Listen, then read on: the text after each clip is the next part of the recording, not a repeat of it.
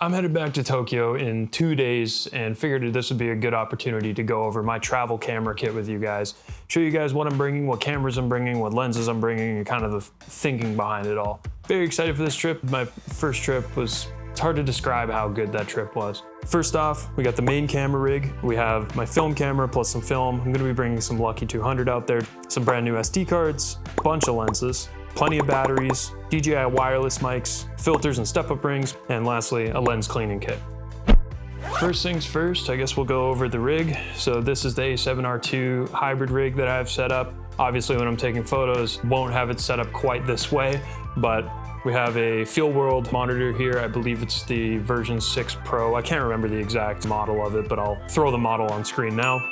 We have obviously the A7R II, honestly incredibly underrated hybrid camera, and Super 35, fantastic camera. It does lack a few of the log profiles that I'm used to with the ZVE-10, like HLG, but it does have S-Log2, and S-Log2 in 8-bit, you know, if you plan out your shots well, still looks pretty good in 8-bit in my opinion, so I'll be running that. We have basic side handles.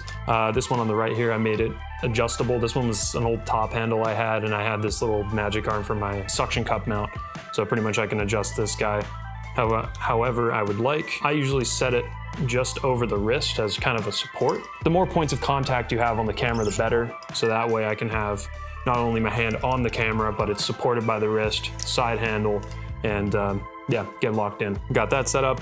We also have a K&F Concept V-mount battery. I'm not gonna be running a tripod while I'm there, so I just figured put the heaviest thing on the bottom of the camera, make it real easy to put down. And then last, but certainly not least, we have my Pentax-A SMC 1.7 50mm. Hands down, one of my favorite lenses. It's definitely up there with the Super Takumar. They're kind of both are good for different things. The Super Takumar has a little bit more of a bloomy look. There's a little bit more flaring in that lens. I would say this one is much more clinical in terms of the way it shoots. Considering it's still a vintage lens, like there's minimal flaring, minimal chromatic aberrations, very sharp, especially like at 5.6 f8, like it's insane. It's absolutely ridiculous. I've gone on plenty of photo walks with this.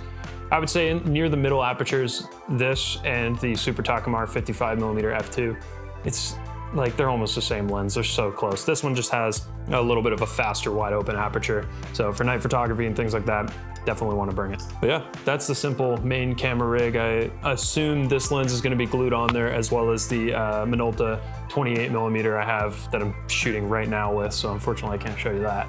But yeah, that's the main camera rig. All right, so next up we have the film camera. So I'm gonna be bringing my 35mm Minolta XD11 or XD7, depending on where you live. I don't know why companies do that, where they give them two different names just depending on the countries, but yeah. XD11, this is hands down now my most reliable film camera. I have definitely retired the Pentax to be at least CLA'd or have it looked at. This one just has a standard 50mm f2, the MD model. Great lens, really like it. I love this camera a lot. I rewrapped it in a red leather, looks fantastic. But yeah, just very reliable. Nothing really special about the body in particular. The light meter is accurate. The lenses for it are cheap, readily available, and sharp. Yeah, no complaints there. So I'm bringing that. The 50mm is going to be glued to it, as well as the 28mm you're seeing me on now is compatible with this film camera. So yeah, fantastic film camera. Love it very much. And then lastly, we got a couple rolls of C200 or Lucky 200. Extremely excited to shoot this stuff. It's been sitting in my fridge since I got it, and it's like, I think I picked this up for a Boxing Day sale, and it's still just sitting, so very excited to bring that. Okay, next up we have lenses. Obviously, the 28mm you're seeing me on right now, f2.8. Really, really great lens. It flares up really weird. I'll show you a couple clips of it. Very interesting look. Not sure what is going on there with the elements and groups, but regardless, fantastic lens. Then we got the TTArtisans 10mm f2 prime. These are stupid cheap and they're so good to use. It's just basic vlogging lenses. Just throw them on, because like when you're shooting at 10mm, your focus is going to be super deep if you're running even at f2. Like everything is going to be in focus unless you're like looking at something super, super close. Right next to infinity, like as soon as you back it off the tiniest bit, it goes to 8 feet. This is such an easy manual focus lens to operate and use. And I think they go for like 170 bucks or something like that, brand new. So you don't really have to worry too much about, you know, obviously take care of your lenses, but I don't know, this one I've put through hell. I'll show you a clip actually from the most recent drift event I shot.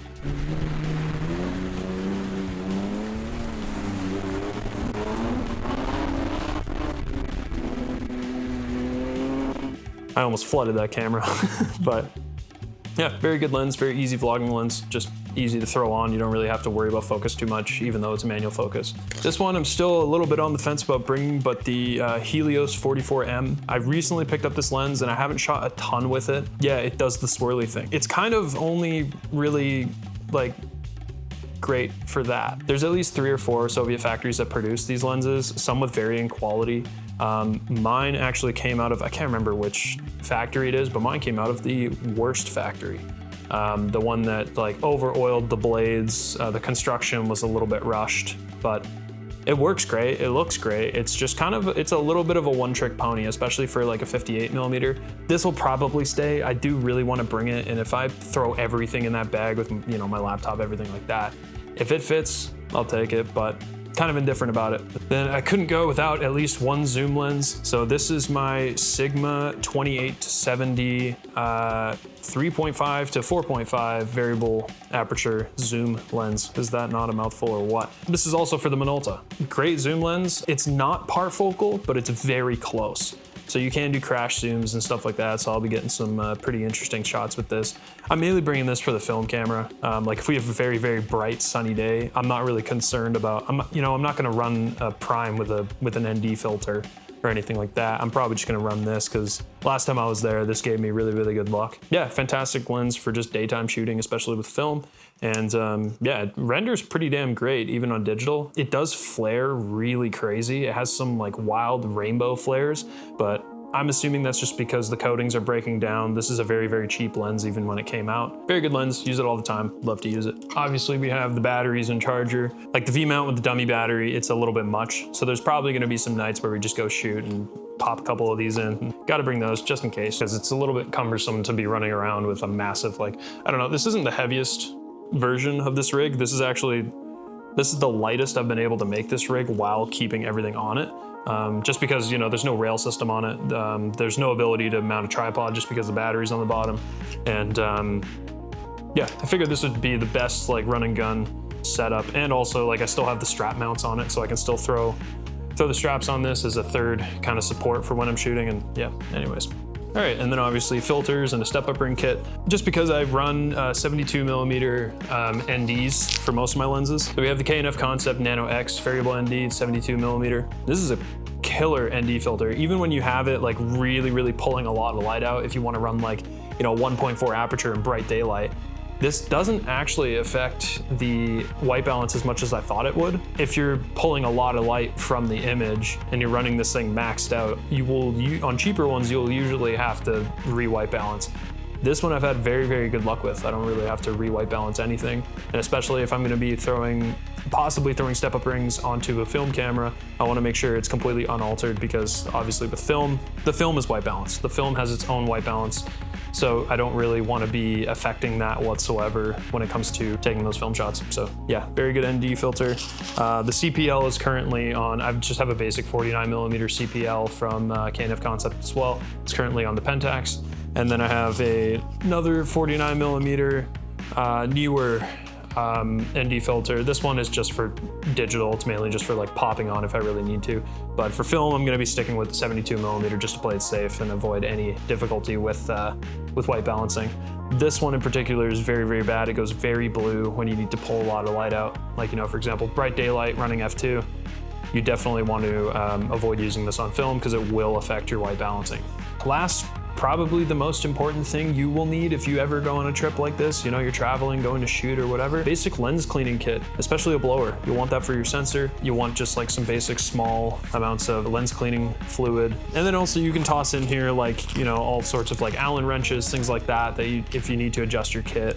Yeah, very, very important to have that kind of stuff on a trip. It sucks trying to find very specific small items like that, and also with the language barrier can be kind of difficult. So that's pretty much going to be it in terms of the gear I'm going to be bringing. Now, of course, like on top of that, I'm going to be throwing in my laptop just so I can dump footage, maybe make some edits while I'm there. I'm extremely excited for this trip. It'll be the second time I've gone to Tokyo, and it's like, I remember the first time I went, I had all these friends who had gone before hyping it up and telling me how amazing it was gonna be and all this great stuff. So I was really trying to downplay it in my head, like, don't give your hopes up sort of thing. And it blew me away. I don't know any other way to put this, but in the best way possible, you get a pretty serious culture shock. I would say comment if I forgot anything. I think I'll be back by the time this video comes out. So yeah, if I forgot anything, you'll see in the next video. Yeah, make sure to like and subscribe if you like videos like this. I'm dropping videos every second Sunday. Yeah, keep shooting. Comment below if you want me to talk about something in particular. Comment below if you'd like to see more lens reviews. Tell me what you want to see from me. I'm more interested now than ever to hear what you guys would like to see me do. Would you like to see me talk and shoot more spec ad stuff? Would you like to see me do more lens reviews? I'm by no means running out of content, but I'd really like to kind of cater to what you guys want to see a little bit better. So yeah, thanks so much. Catch you guys on the flip side. Peace.